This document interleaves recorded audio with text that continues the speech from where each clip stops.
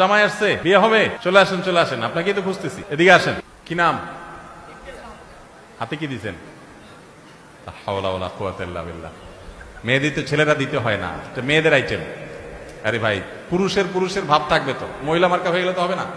আচ্ছা যাক, থাক, জামাই দিয়ে ফেলছে, হাত দিবে না। সামনে বিয়ে করলে আর হাত দিয়ে মেহেদি দিয়েন না। শুনেন, বিয়েতে ব্যান্ড পার্টি হবে শিওর? বাসা কোথায়? এই ইমাম সাহেব, বিয়েতে ব্যান্ড পার্টি হবে না, কিন্তু কোনো গান বাজনা হবে না তো?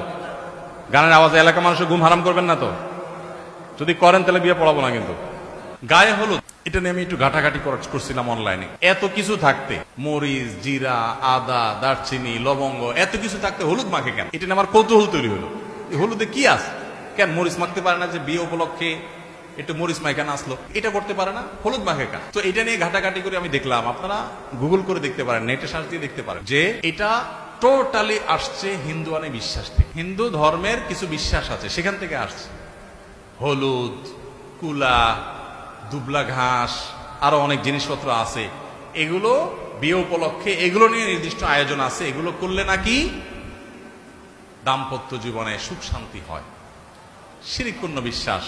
দাম্পত্য জীবনের সুখ শান্তির সাথে এগুলোর কোনো সম্পর্ক থাকতে পারে না। ইমানদার কুসংস্কারাচ্ছন্ন বিশ্বাসী হতে পারে না।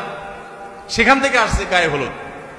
এখন হলুদ তো হলুদ, হলুদের সাথে লাল, নীল, নাচ, গান, তারপর আপনার মিউজিক, হারাম রিলেশন, হারাম আয়োজন, নারী পুরুষের অবাধ মেলামেশা, হাজার অন্যায়ের আপনার বিষয় থাকে। যুবক ভাইয়েরা, বিবাহ জীবনে একবার করবেন, অতএব এই বিয়েটাকে হারাম মুক্ত করার চেষ্টা করবেন ইনশাআল্লাহ।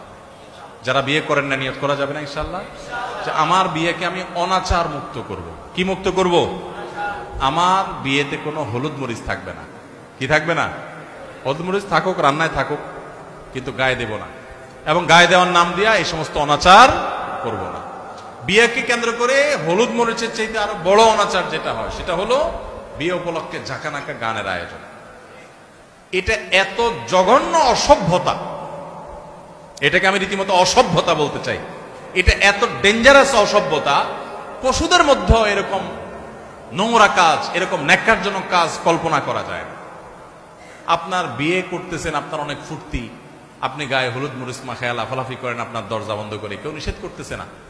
কিন্তু আপনার বিয়ে, আপনার সেই খুশিতে সারা বাড়িতে আপনি লাইট ফ্যাট করছেন, ওকে বুঝলাম, ছাদে ডেক সেট এনে, বড় বড় আপনার বক্স এনে ভাড়া করে, ব্যান্ড পার্টি ভাড়া করে এনে হাই ভলিউমে গানের আওয়াজে পুরো এলাকার মানুষকে অতিষ্ঠ করে ফেলতেছেন।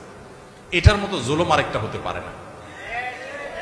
এটা এত ন্যাক্কারজনক কাজ এবং এত বড় অসভ্যতা যে পাশে কোনো মানুষ অসুস্থ, তিনি হয়তো হার্টের রোগী, এত আওয়াজ, এই বিকট আওয়াজে তার জান যায় অবস্থা, কেউ মোবাইলে কথা বলতে পারছে না। শহরের জীবনে কেউ হয়তো বাবার লাশ নিয়ে বসে আছে, এদিকে আপনার ধুমধাড়াক্কা গান চলছে, 12টা-1টা পর্যন্ত আপনি এই সমস্ত উৎসব করতেছেন, ফুর্তি করতেছেন। কারোর বাচ্চার কালকে পরীক্ষা, কারোর হয়তো সকালে অফিস আছে, ডিউটি আছে, সে ঘুমাবে, কিন্তু আমরা এগুলো করছি। যুবকদের বিবেকটা পর্যন্ত বাধে না। বাধা দিতে গেলে কেউ বা কেউ বুঝাতে গেলে বলে যে বাগনা বাগনি চায়, আমি তো আসলে চাই না, ওরা একটু করতেছে, মামা আমাদের জীবনে তোমার বিয়ে একটু আনন্দ করবো। বিবেক যদি ন্যূনতম থাকে আমাদের, এগুলো থেকে বাঁচার জন্য শুধু বিবেকটাই যথেষ্ট। বিবেক যদি ন্যূনতম থাকে, তো বাগনা বাগনিকে বলবো, দেখো অনেক কিছু করতে পারো, একটা অনাচার করতে পারো না তোমরা, আমার বিয়েকে কেন্দ্র করে মানুষের বদদোয়া নেবো আমি, এটা হতে পারে না। এই জন্য বিবেকটা জাগ্রত হওয়া দরকার। যুবক ভাইরা, এই সমস্ত মিউজিক মুক্ত বিয়ে করবো তো ইনশাআল্লাহ। সৎ নিয়ত করব যে আমাদের বিয়েতে কোনো অনাচার হবে না, আমি বিয়ে করতে গিয়ে মানুষের বদদোয়া নেব না। আল্লাহ আমাদের সবাইকে বেঁচে থাকার তৌফিক দান করুন।